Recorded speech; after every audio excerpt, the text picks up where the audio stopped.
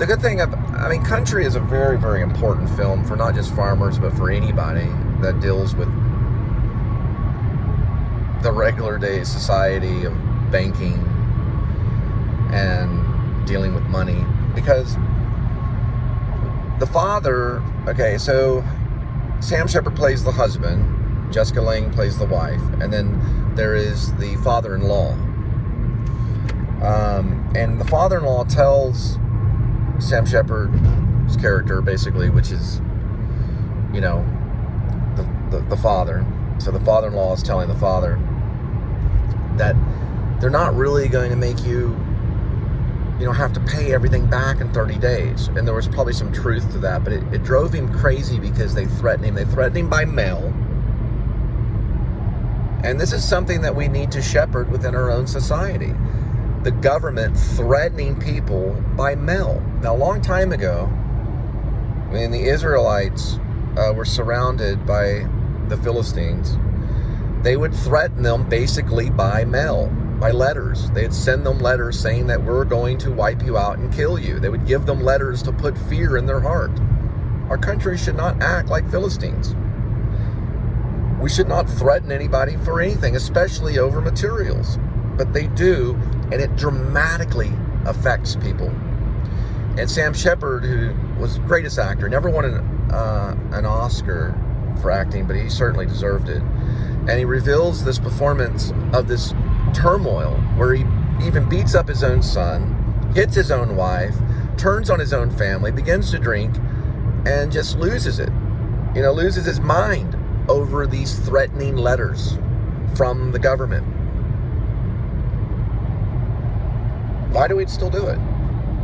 Now we're wrapped up in these letters and these bill collectors that send us stuff in the mail, and it's threatening.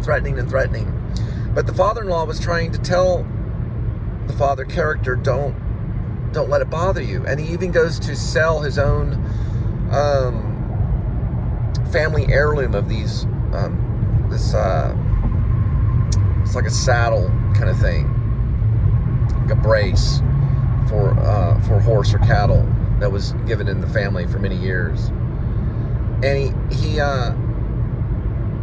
basically goes to even sell that. Sells like every type of equipment and property that they have that they can make money on to pay this loan back, so they'll just leave them alone and let them live, kind of thing, And it continues to go on today. It's the whole aspect of what a person will do, like over a freaking tip jar,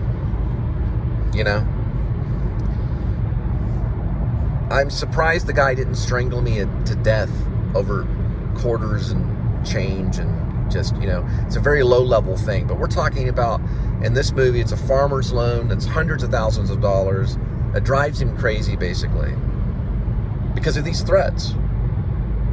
And I've been threatened myself because of how the government looks at family and divorce and child support and who do the children belong to? Well, all children belong ultimately to God. That's what Jesus Christ has revealed in the Bible, the New Testament. You're a child of God. You belong to God. So the government has an issue with God because you belong to God and will threaten you because of God. But as long as you know you belong to God, and God is larger than the government and more powerful than the government could ever be. God could take the government away just like that. In a flash. It could happen. So I think we should rethink a letter. And I think also many people should rise up and sue the government for threatening them over something stupid as money. And I think eventually in a few years, it'll be free for a child to go to college coming out of high school for no charge. Because the profiteering off of students and the education, making it so important to them that they get an education, move up in society, and make the money they need to pay back that loan, and all that stuff will go away. And the people that will want to learn will just go to college and learn, and they don't have to be taxed and ridiculed and threatened even in the classroom by professors saying, well, listen, you may be taking this course and getting ahead, but if you don't pay it back, they'll come and take your house. I had a professor say that to me one time in a poli-sci class. They can take your house, you know.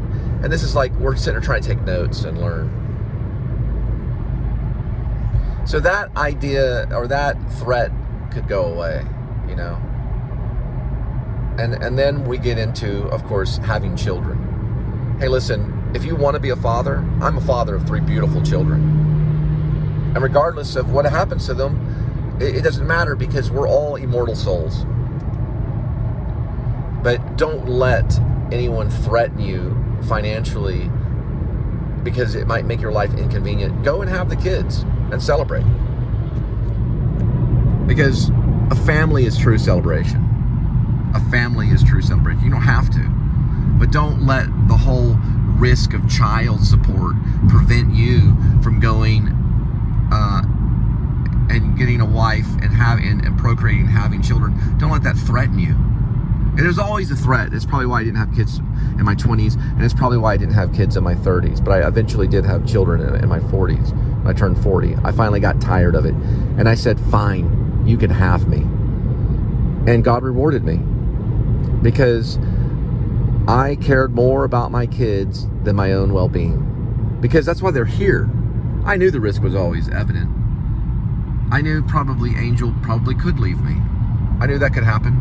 There was no guarantee. Even a Donna Bird song, I hate to mention her name, but she was the one that let us use their land to have the wedding. She even said, well, we're going to leave the cross up, so if Cole messes up, we can bury him there. It's not that serious of a thing. You know? Things can always change.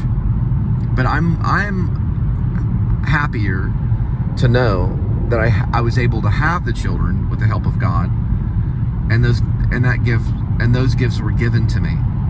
I'm happy to know that that's real. And I sleep better at night knowing that I do have a family, although because of money and our screwed up society, I'm not really able to see them yet. And I gotta get past a lot of fear and know that I can make the money I need to set things straight. But that's hard to do as well. It's hard to face as well. You know, it's hard to have to buy them back, which I don't feel money should be a part of that, and it's not. And we learned that in church. My pastor, Josh Smith, taught us that God held up the babies in front of the rich, and the rich didn't feel that they were that powerful anymore because God had the child in front of them, holding them up, saying, this is what God has given us. These are the true riches, not what you have hoarded, right, in your accounts and stuff. But we know how things are. We know there's Amber Alerts released every day. We know how the government sees children. And it's all over like custody battles, and in many cases, like I bet a big percentage of Amber Alerts it's really a custody battle in a lot of cases. But we still have to deal with that because, well, the Messiah hasn't returned back, so we're still in a broken world. But listen, when my kids turn 18, they can't stop them from coming to see me and knowing Daddy. They can't stop that because at that point in their life, they get to choose on who they want to visit and who they want to see. And I'm glad to know that time goes by and time heals. That's what I have to say. That time goes by and time heals. So that will happen.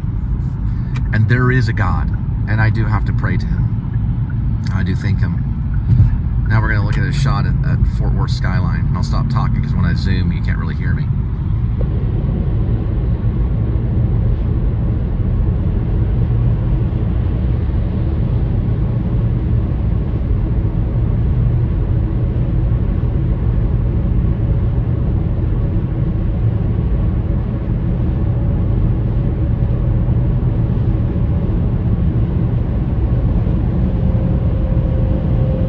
Last thing about country is Gil Ivey is the character that Jessica Lange plays, and then Mr. Ivey's played by Sam Shepard, And then the father-in-law, Otis, is played by, his name is Brimwell or something like that. Just now remembered Otis' name. The character, Otis, is played by Wilford Brimley. He passed away in 2020. My friend Adam Dietrich got to work with him. Wilford Brimley. Kind of always play those wholesome characters.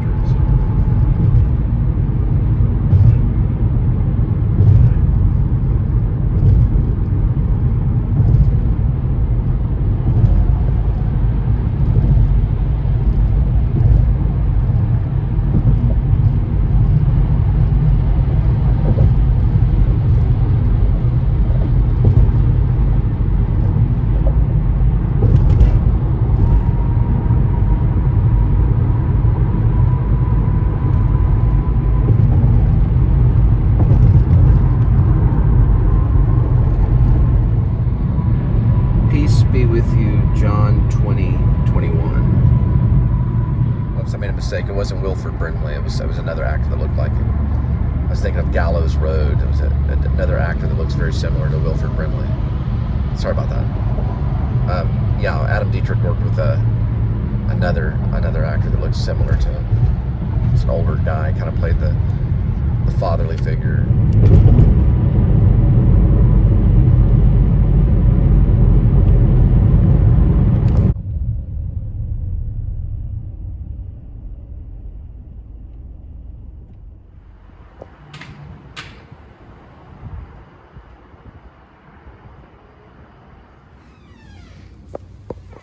There he is. There's Kitty.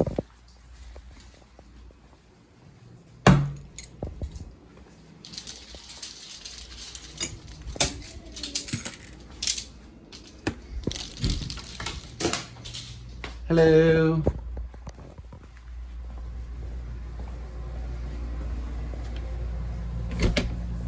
How are you? I'm fine. How are you? How's it going? It's fine. Here, give me a kissy. How are you? I'm good. There's Kitty. Are we having dinner? Yes. Okay, cool. All right, Kitty. Are you ready for the cat commercial? Me too. All right. First, let's introduce the cat. Yeah. There he goes. Right here. Can you squat down a little bit, Kitty? Okay. He only gets in the shot during the eating of the feasting of the Sheba. It's Sheba Bistro. It's salmon. Salmon and creamy sauce entree. Salmon and creamy sauce entree. All right, and when he hears this noise right here, his eyes get real big and round. Cracking one open, Kitty. Sheba. This one right here. Here we go. And it's got a little bit of this in it. There we go.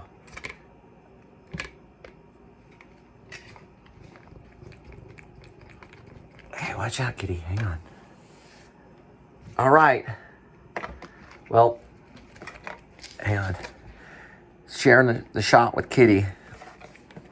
So glad that y'all could see the cat commercial. Y'all have a good night. Oh, there you are. You're over there. You have a good night and enjoy the rest of your evening. Thanks for tuning in, and please subscribe. And also hit the notifying bell so then you know when the next video is coming about. You'll be put in the loop, as they say. And if you'd like to fund the channel, our PayPal's in the description. It's also at the very end of every show. It's a little QR. Oh, here's Linda. What are we having tonight? Spaghetti? No. Nucci. Oh, Nucci. Do you have the box? Linda's gonna make some Nucci. I don't know if I'm gonna vlog it. Oh, cool. So we're gonna have Alfredo sauce Nucci and some protein. She'll cook up some protein too. All right, Kitty, slow down there. All right, good night. Y'all have a good one. See you next time. Linda is going to use the Shark Genius. So first, you take this little device with the water and you pour it in the Shark Genius. Okay, now it's full. You don't really want to overfill, but that's okay. Let's go ahead and shut that. Very good. Now you plug it up, or you plug it in the wall, and you hit the button. But you want to do all of it. You're only doing a little bit of the cord. I'm trying to teach you the small little details. So if you look at this right here,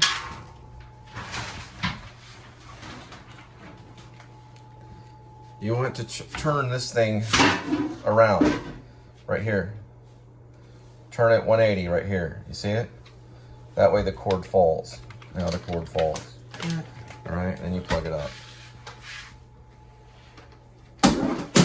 Okay, there's some detailed stuff that you need to focus on. Sorry, my eyes got itchy all of a sudden. Very good. You want to kind of like... Yeah, like that. Mm-hmm. Very good. Okay. Now you want to step on that so that it clicks. Lift it up. Okay. It's the bottom one right here. Can you help me out? So just my right thumb doesn't work well because that stupid subway. Stupid knives. Let's do this, okay? Let's go like this. Okay. I'll just start it. And I want to show you. It's 4 corners. I did do 4 corners. Like Right. that. But it goes in there kind of easily. And then this goes like this. And then you just press and press. Now when you lift it up, it should be good to go. You want to plug it in. Into a socket. That'll work. Now it's going to go into basically auxiliary mode, which is blinking. You can hit it 3 times, take 30 seconds. Now it's on high. You want to sweep first usually. Well, you said you swept. No, I just swept it right there only. That'll be fine. It'll still work. Don't power shot it the entire time. Okay? I only use that for grimy spots and stuff.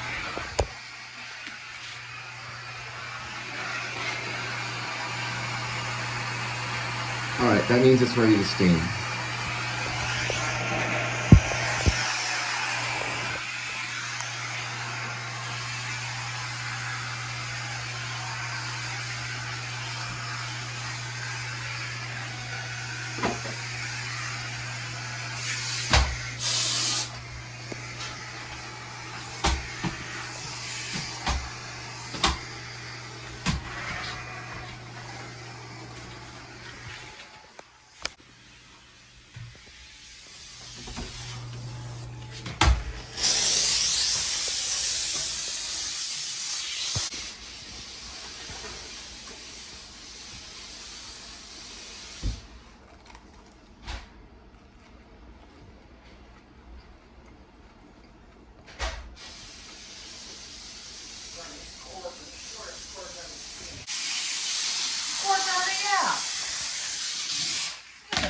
Freaking 15-foot cord.